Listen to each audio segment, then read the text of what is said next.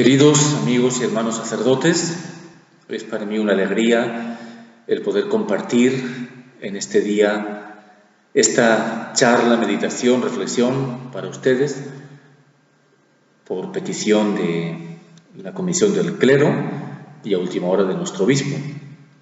Con muchos o con algunos nos hemos podido ver en estos meses, hemos podido saludarnos, con la mayoría no nos hemos visto, pero igual estamos ahí unidos en el Señor. Por tanto, les comparto ahora en este servicio, este ministerio de la palabra que me toca, el ser hoy el instrumento para que les puedan servir de reflexión en su oración personal, estos textos o estas reflexiones sobre este texto de la palabra de Dios. Bien, el texto que me han indicado la Comisión del Clero, sobre el cual han visto, han discernido, han decidido que se centre esta meditación, es el texto de Lucas 7, versículos 11 al 17. Repito, Lucas 7, del 11 al 17. Antes que nada, vamos a leer el texto para después poder hacer algunas reflexiones aplicadas, por supuesto, a nuestra propia vida personal y ministerial, que nos ayuden, que nos estimulen en este camino de seguimiento del Señor y de servicio a nuestros hermanos. Dice así el texto de la palabra de Dios. Poco tiempo después, iba camino de una ciudad llamada Naín, y caminaban con él sus discípulos y mucho gentío. Cuando se acercaba a la puerta de la ciudad, resultó que sacaban a enterrar a un muerto, hijo único de su madre, que era viuda, y un gentío considerable de la ciudad la acompañaba. Al verla el Señor, se compadeció de ella y le dijo: «No llores». Y acercándose al ataúd, lo tocó. Los que lo llevaban se pararon y dijo: «Muchacho, a ti te lo digo, levántate». El muerto se incorporó y empezó a hablar, y se lo entregó a su madre. Todos, sobrecogidos de temor, daban gloria a Dios, diciendo: «Un gran profeta ha surgido entre nosotros, y Dios ha visitado a su pueblo». Este hecho se divulgó por toda Judea y por toda la comarca circundante. Después de leer este texto de la palabra de Dios, hagamos ahora una invocación al Espíritu Santo, que Él es el Maestro interior, que nos guíe, que nos ilumine en esta meditación. Ven, Espíritu Santo, llena los corazones de tus fieles y enciende en ellos el fuego de tu amor. Envía tu Espíritu y todo será creado y renovarás la faz de la tierra. Oh Dios, que has iluminado los corazones de tus hijos con la luz del Espíritu Santo, haz que, guiados por este mismo Espíritu, saboreemos la dulzura del bien y gocemos siempre de su consuelo. Por Jesucristo nuestro Señor. Amén. Pues bien, intentemos entonces desgranar algunos detalles de este texto, este relato precioso, como todos los del Evangelio, lleno sin duda de mensaje, de luz para nuestra vida. En primer lugar, vemos que Jesús llega a este pueblo, a esta ciudad de Naín. Jesús se acerca, nos dice literalmente que Jesús iba de camino hacia esta ciudad de Naín. Es decir, es Jesús quien se acerca, es Jesús quien se avecina, quien sale al encuentro.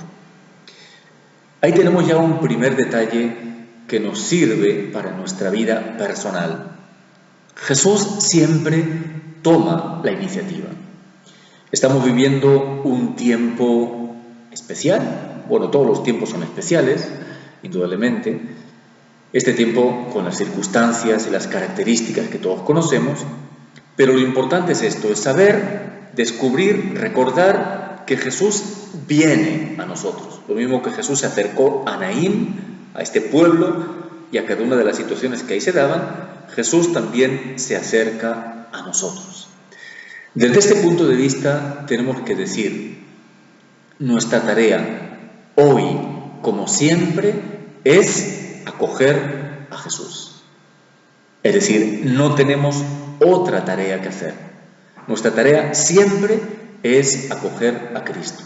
Las circunstancias pueden cambiar, cambian y cambiarán constantemente. Pero hay algo que determina nuestra vida, algo en torno a lo cual gira nuestra vida. Es lo que le marca, lo que le da sentido, y es esto.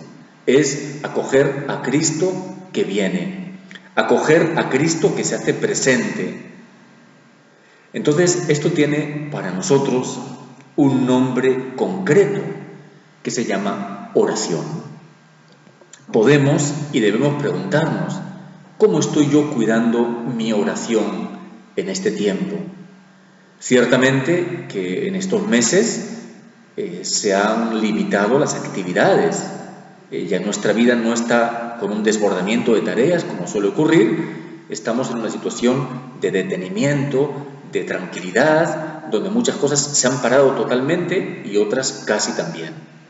Tenemos mucha más abundancia de tiempo y debemos preguntarnos, ¿cómo estoy yo aprovechando este tiempo que Dios me regala? ¿Cómo estoy yo aprovechando esta sobreabundancia de tiempo libre? ¿Es un tiempo que empleo para dedicarlo más abundantemente a la oración? ¿Vivo la oración como lo que renueva mi identidad como presbítero? ¿Vivo mi oración como ese encuentro personal con Jesús, donde Él, lo mismo que los de Maús, me activa el fuego en mi corazón? ¿He caído acaso en la pereza, en la dejadez, en el abandono? ¿Cómo está mi relación con Cristo? Y seamos muy concretos también en esto, incluso en cuanto a la cantidad de tiempo. ¿Cuánto tiempo estoy dedicando diariamente a la oración? ¿Cuánto tiempo dedico gratuitamente a ese diálogo personal con Jesús? A ese tú a tú. ¿Me dejo encontrar por Él? ¿Me dejo encontrar por Cristo, que siempre toma la iniciativa, que siempre me busca? Fíjense que desde este punto de vista, la oración es lo que nos da la clave de todo. Es la oración como relación personal con Jesús la que hace que nuestra vida no sea simplemente una tarea, no sea simplemente una actividad, que nuestra vida esté desligada de ideologías o de proyectos puramente humanos, sino que es la oración la que permite que nuestra vida esté marcada, determinada desde la relación personal con Cristo. Pues bien, desde ahí también descubrimos nosotros que si miramos las cosas desde ahí, desde este Jesús que se acerca a nosotros y que lo acogemos, podemos decir que no hay tiempos malos. Para un creyente no hay tiempos malos. Para un creyente todo tiempo es tiempo de gracia. Todo tiempo viene cargado por la presencia amorosa del buen Dios. Todo tiempo trae bendiciones. Pero desde luego no sabremos descubrir, no sabremos entender, interpretar, ni acoger tampoco estas gracias de parte de Dios si no tenemos esa relación viva, personal, diaria, continua con el Señor. Es ahí donde vamos abriendo el corazón, donde nos vamos dejando iluminar desde su palabra, desde su presencia eucarística, en ese tú a tú con Jesús, nos vamos dejando iluminar para que nuestra vida se renueve y se enriquezca constantemente. Jesús viene en la oración, pero Jesús también viene, y esta es otra característica creo importante para este tiempo, en la tarea del estudio, de la lectura.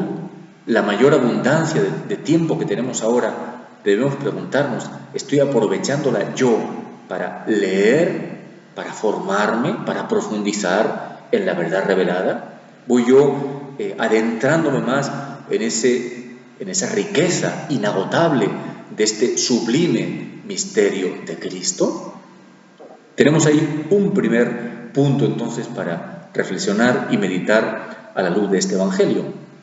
Tenemos un punto también importante para nosotros examinar nuestra propia vida, para hacer nuestro propio examen de conciencia, nuestra propia revisión y evaluación, para ser muy sinceros y ver cómo estoy.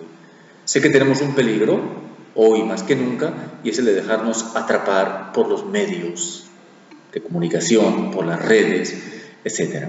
Lo que puede ser un instrumento de ayuda, que nos puede ayudar utilizándolo adecuadamente, puede terminar convirtiéndose en un ídolo que atrape nuestro tiempo, que atrape nuestra atención, más del tiempo deseado.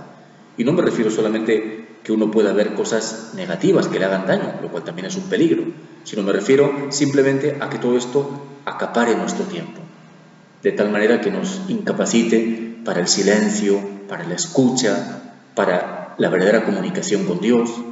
Es un peligro y tenemos que estar atentos a él, ser conscientes de que sí somos débiles, de que las cosas nos pueden atrapar, igual que hay mucha gente que vive adicta a Internet, pues también nosotros podemos caer en una especie de adicción o también una real adicción que debilite, que empobrezca realmente nuestra vida, porque nos incapacite para realidades mucho más profundas, mucho más ricas, en las que podemos estar aprovechando nuestra vida. Bien, ese es un primer aspecto que me sugiere este texto de hoy. Jesús que viene a nosotros y nosotros que lo acogemos fundamentalmente mediante la oración en ese tú a tú personal que es insustituible. Hasta tal punto que podemos decir, si abandonamos la oración, hemos entrado en el camino de la traición a Jesús.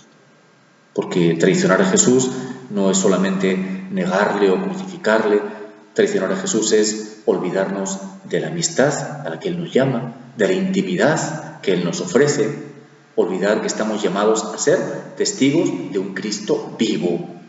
Y yo no puedo ser testigo de Cristo vivo sino desde ese contacto continuo y creciente con Él. Bien, en segundo lugar, Jesús llega a Naín y encuentra una situación de muerte. Ciertamente aparecen las palabras inmediatamente que llevaban a enterrar a este joven. Hay una situación de muerte con la que Jesús se topa. Y esto nos está recordando bastante de cerca la situación que estamos viviendo en nuestro momento actual, en nuestro momento presente. Vemos que la muerte, que siempre está presente en la vida de los hombres, hoy parece estar especialmente cercana o especialmente amenazadora. Hay una situación de muerte y juntamente con esa situación de muerte hay también una situación de dolor y de tristeza. No solamente aparece este joven muerto, sino que nos dice que era el hijo único de su madre. Y esta mujer además era viuda, nos dice el texto sagrado. Por tanto, junto a la muerte hay también una abundancia de dolor y de tristeza.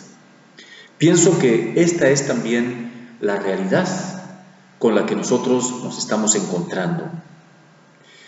Escuchaba hace poco una entrevista a un sacerdote que es capellán en un hospital de Lima, que lleva como 30 años de capellán, y él decía que en todo ese tiempo que lleva sirviendo en este hospital, nunca había visto tanto sufrimiento como en estos meses.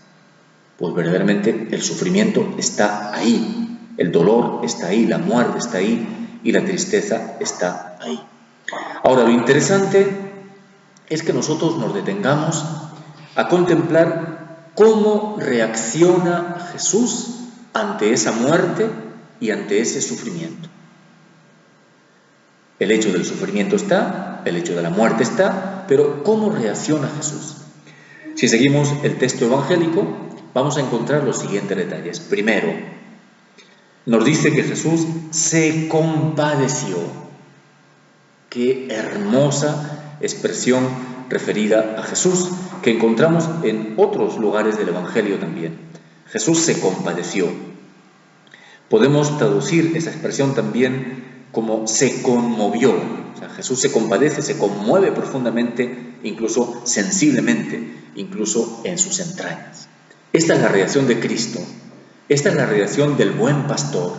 Ante esa muerte, ante ese sufrimiento, Jesús no es indiferente. Jesús se deja tocar, se deja conmover, se deja afectar. El corazón del buen pastor es un corazón sensible no es un corazón duro, indiferente, apático. Y aquí viene también ya un punto para aplicarlo igualmente a nuestra propia vida. Si Jesús no es insensible al dolor de las personas, a toda esta abundancia de sufrimiento que nos está rodeando, la pregunta surge espontánea: ¿y yo soy sensible a este sufrimiento de la gente? ¿Yo como Jesús me conmuevo? ¿Yo como Jesús me compadezco? ¿Yo como Jesús dejo que ese sufrimiento afecte y toque mi corazón? ¿O me quedo simplemente en datos externos, fríos, noticias que no me afectan de lleno? Porque bueno, al fin y al cabo no son mi familia, no son mis seres queridos. ¿Realmente tengo ese corazón de buen pastor que se deja tocar, conmover por el sufrimiento, por el dolor del hermano, por la muerte que está padeciendo el hermano? Tenemos entonces este corazón de Cristo buen pastor que nosotros, configurados con Él por el sacramento del orden, estamos llamados a revivir.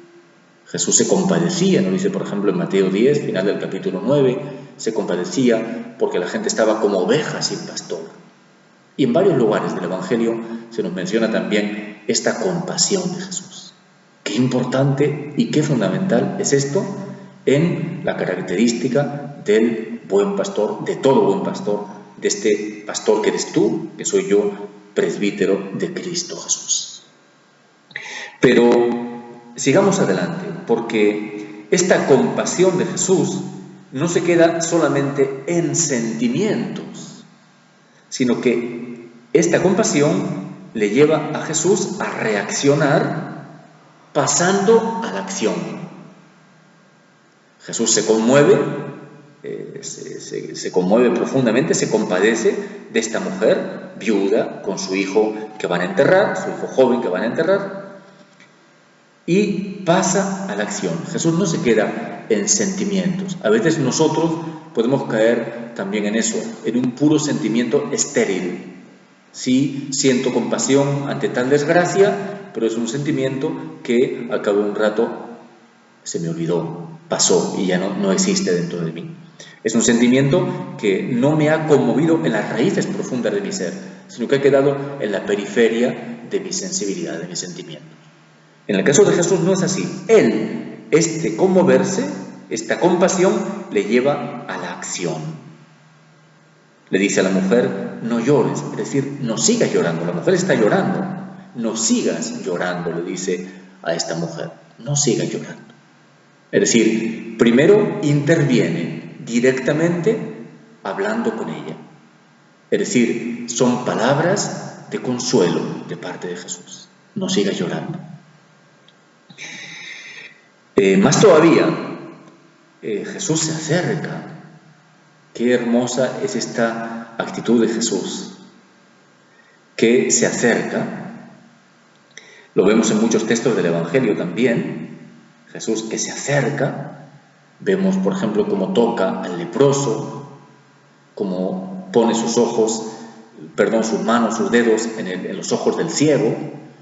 Tantos textos donde a Jesús le gusta acercarse, le gusta incluso tocar a la persona. Entonces Jesús no se queda en palabras, Jesús se acerca. Y no solamente se acerca, sino que nos dice que Jesús toca el ataúd. Este dato es especialmente significativo y relevante. ¿Por qué es relevante? Pues porque, según la legislación del pueblo de Israel, no se podía tocar a un muerto, o en este caso el ataúd donde era transportado este difunto, porque el que tocaba algo relacionado con un difunto quedaba manchado, incurría en impureza. Y sin embargo Jesús nos dice expresamente, el evangelista toca el ataúd donde este joven era llevado a enterrar.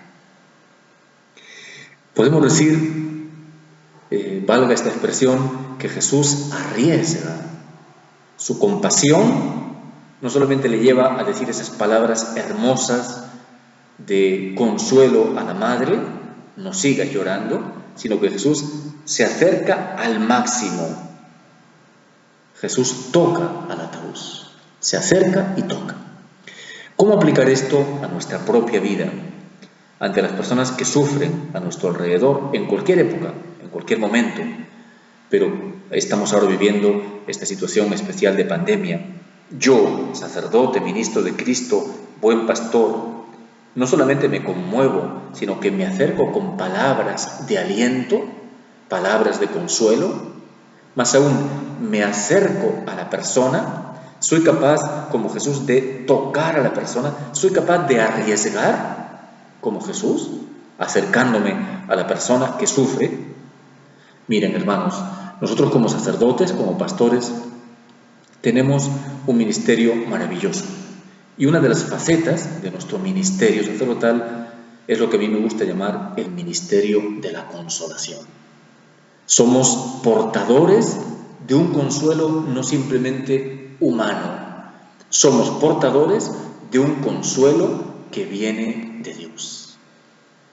Me parece hermoso el texto que es tan conocido de todos, de la segunda carta a los Corintios, el inicio de esa segunda carta a los Corintios, que nos puede servir también para ilustrar este gesto o esta actitud de Jesús acercándose a este difunto y acercándose a su madre llena de dolor, llena de sufrimiento. Segunda de Corintios, capítulo 1, versículos 3 en adelante. Bendito sea el Dios y Padre de nuestro Señor Jesucristo, Padre de las misericordias y Dios de todo consuelo, que nos consuela en cualquier tribulación nuestra, hasta el punto de poder nosotros consolar a los demás en cualquier lucha, mediante el consuelo con que nosotros mismos somos consolados por Dios. Porque lo mismo que abundan en nosotros los sufrimientos de Cristo, abunda también en nosotros nuestro consuelo gracias a Cristo. De hecho, si pasamos tribulaciones, es para nuestro consuelo y salvación. Si somos consolados, es para vuestro consuelo. Por tanto, ministerio de la consolación. Somos llamados a consolar a los hermanos mediante el consuelo que nosotros mismos recibimos de Dios. Hermosa tarea este ministerio de consolación. Es cierto que un laico también lo puede hacer, pero nosotros como pastores, como ministros de Cristo, somos portadores de este consuelo que viene de la fe, este consuelo que viene de la esperanza, este consuelo que está encerrado en la palabra de Dios, en las promesas de Dios, este consuelo que ayuda a dar sentido al sufrimiento, a dar sentido a la muerte. No es simplemente un consuelo humano, un cariño, que está bien, pero que puede quedarse en muy poco o no solucionar mucho. Somos portadores del consuelo que viene de Dios. Todos tenemos experiencia seguramente de haber sido instrumentos, ministros del consuelo de Dios. Pero en este tiempo, más que nunca, estamos llamados a ser instrumentos, portadores de este consuelo, de esta consolación de Dios. Dios quiere seguir consolando, hermano, a través de ti y a través de mí.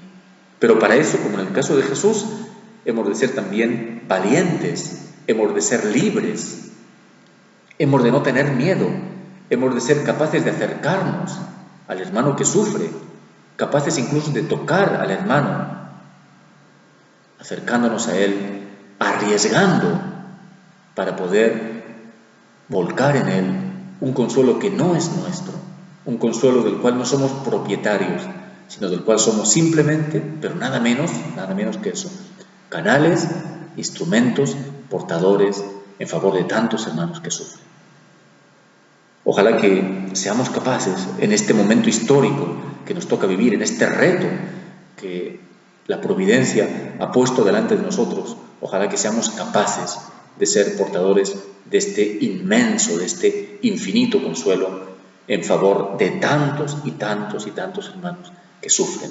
Unos porque han sido alcanzados por la enfermedad, otros porque viven en la angustia, otros porque han perdido seres queridos, etcétera, etcétera, etcétera. Otros porque han perdido su trabajo. Tantas situaciones y tan numerosas y tan dramáticas como viven tantos hermanos a nuestro alrededor.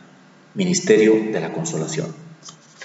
Si seguimos adelante con el texto bíblico, el texto del Evangelio, después de estas palabras que Jesús dirige a la madre, no siga llorando, después de tocar el ataúd, Jesús le dice al joven estas palabras: levántate, levántate. Son las palabras poderosas de Cristo, que no solamente son ánimo, sino que Jesús opera una verdadera y propia resurrección. Es interesante que el verbo que utiliza aquí en el texto original griego es el mismo verbo que se utiliza para hablar de la resurrección. Decir a este joven levántate es lo mismo que decirle resucita. La palabra de Jesús es potente, ciertamente, pero hermanos, no olvidemos que Cristo quiere seguir hablando a través nuestro. La palabra que tú dices en nombre de Cristo ya no es tu palabra, es palabra de Cristo. Por tanto, también es palabra poderosa, es palabra eficaz, es palabra que obra, que realiza lo que dice. Entonces, preguntémonos, ¿tengo yo fe en esta palabra? Repito, no en cuanto mía, que en cuanto mía no tiene ningún valor, sino en cuanto que siendo portador de la palabra de Cristo, soy consciente de que esta es una palabra eficaz, una palabra poderosa, una palabra que dice, realiza lo que dice, produce lo que expresa. Jesús le dice, levántate, y el joven inmediatamente se levanta. Impresionante esta acción de Cristo que opera esta auténtica resurrección en este joven. Nosotros podemos aplicar esta resurrección de Cristo, se me ocurre hacer esta aplicación a algo que es muy nuestro, que es el sacramento de la confesión. El sacramento de la confesión es el lugar, es el cauce a través del cual Cristo, por medio del ministro, dice, levántate. Es un buen momento también para preguntarnos, ¿estoy yo aprovechando este sacramento? Primero, como receptor, ¿estoy yo recibiendo este sacramento del perdón que tanto bien nos hace? A mí me ha pasado, sobre todo al principio de la cuarentena, porque sí, se me pasaron varias semanas sin confesar y yo necesitaba la gracia del sacramento, lo necesitaba. Cuando por fin pude confesar, pude recibir el sacramento, para mí fue una ayuda enorme de poder escuchar a través de un ministro de Cristo, un hermano sacerdote, estas palabras, y al recibir el torrente de gracia que a través del sacramento el Señor derrama en tu alma. A través de ellas el Señor nos dice, te dice, levántate. Pues miremos también, ¿estoy yo recibiendo este sacramento? ¿Lo estoy recibiendo con frecuencia? De tal manera que este sacramento me restaure, de tal manera que yo permita a Cristo el Señor que me restaure interiormente a través de este sacramento de la confesión. Estoy permitiendo que el Señor me levante, me resucite en todo aquello que en mí pueda estar muerto. Incluso aunque no hubiera una muerte en sentido propio, es decir, no hubiera pecado mortal, pero cuántas partes de nuestra persona, de nuestra vida, etcétera, están como muertas, están como mortecinas, no tienen la vitalidad que debieran tener. La acción de Cristo a través de este sacramento maravilloso que Él ha inventado es para nosotros una verdadera y continua resurrección. Y esto es lo que nos permite vivir en la esperanza, porque Cristo me levanta, porque Cristo me resucita, yo puedo seguir aspirando a la santidad. No podemos decir que somos tan santos como para que no necesitemos el sacramento del perdón. Más bien al revés, uno ve que los santos, incluso al final de su vida, cuando ya todo el mundo los considera santos, recurren y acuden, incluso con frecuencia, al sacramento del perdón. Cuanto más nosotros, que no estamos a esa altura y que necesitamos mucho más vivir de la misericordia de Cristo, de la infinita eficacia de su perdón a través de un hermano sacerdote. Pero igual, como ministros de este precioso sacramento, entre los dones que Cristo ha dejado a su Iglesia, ha dejado esta segunda tabla de salvación, que decían algunos padres después del bautismo, esta segunda tabla que es el sacramento de la reconciliación. Y nuestros hermanos laicos necesitan también esta gracia del perdón. No basta solamente que uno pueda hacer su contrición personal como hacemos al inicio de la misa o en la noche en completas, ese acto de arrepentimiento, de contrición. También nuestros hermanos necesitan esta gracia concreta, eficaz del sacramento del perdón. Durante estos meses de cuarentena ha habido personas que han llamado al seminario para pedir si podían venir a confesar. Incluso ha habido casos de personas que se han presentado a las puertas del seminario sin avisar y han esperado hasta que se les ha podido atender. Y créanme, hermanos, que en estos meses he visto personas llorar de alegría, hombres y mujeres llorar de alegría, porque después de meses podían recibir el perdón de Dios y podían recibir a Cristo en la comunión. Pues bien, nosotros somos los ministros de este perdón. Cristo nos ha otorgado este poder de decir en su nombre, con la eficacia que viene solo de Él: levántate, levántate, resucita. En nombre de Cristo te comunico nueva vida. En nombre de Cristo, levántate, camina. Preguntémonos si tenemos la creatividad. Todos sabemos las circunstancias que estamos viviendo, todos lo sabemos muy bien, pero dentro de estas circunstancias preguntémonos, ¿estoy poniendo en juego toda la creatividad pastoral para poder facilitar lo más posible a mis hermanos este maravilloso sacramento que tanto necesitan? ¿Estoy intentando tender la mano para que ellos puedan recibir la gracia de la misericordia de Cristo en su corazón? Para que ellos puedan sentir la alegría de que Cristo les ha perdonado, de que Cristo les ha hecho nuevos. Qué maravilla poder experimentar en nuestra vida la resurrección que otorga el perdón de Dios, y qué maravilla el ser instrumentos de esta misericordia de Dios. Seguro que estarán de acuerdo conmigo que entre las obras que realizamos como presbíteros, entre las más grandes, sin duda alguna, entre las más también gozosas y satisfactorias para nosotros, como ministros del Señor, son precisamente estas. Ser portadores de eso que nadie en este mundo, ningún consuelo humano, de amistad, de familia, ninguna ayuda de profesional psicólogo o psiquiatra, nadie puede dar. Solamente Cristo, y Cristo lo hace normalmente a través de aquellos que somos sus ministros. Pues bien, tenemos ahí otro punto para reflexionar y examinar cómo estoy yo utilizando, primero recibiendo esta gracia del perdón, y cómo estoy utilizando esta capacidad que Cristo me ha dado para transmitir su perdón a mis hermanos en su nombre y con su poder. Y finalmente concluye el texto que, viendo esto que Jesús había hecho, la resurrección de este joven, dice, la gente glorificaba a Dios, glorificaba a Dios. Cuando dejamos obrar a Jesús, la gente reacciona así, glorificando a Dios. ¡Qué bueno es Dios! Gracias, Señor. Bendito seas por tu misericordia. No somos nosotros los protagonistas, nosotros desaparecemos, precisamente porque somos pura y simplemente instrumento de Cristo. El resultado de esa acción en su nombre es precisamente que la gente glorifica a Dios. Cada vez que dejamos obrar a Cristo a través nuestro, la gente reacciona glorificando a Dios. La gente exclamaba, un gran profeta ha surgido entre nosotros. Cristo es profeta con palabras y con obras, por lo que hemos visto antes, porque Jesús no solamente habla, sino que actúa. Cristo dice y hace. Es profeta con palabras y con obras y con palabras. Un profeta ha surgido entre nosotros. Y la gente decía, Dios ha visitado a su pueblo. Qué hermosa esta expresión. Dios ha visitado a su pueblo.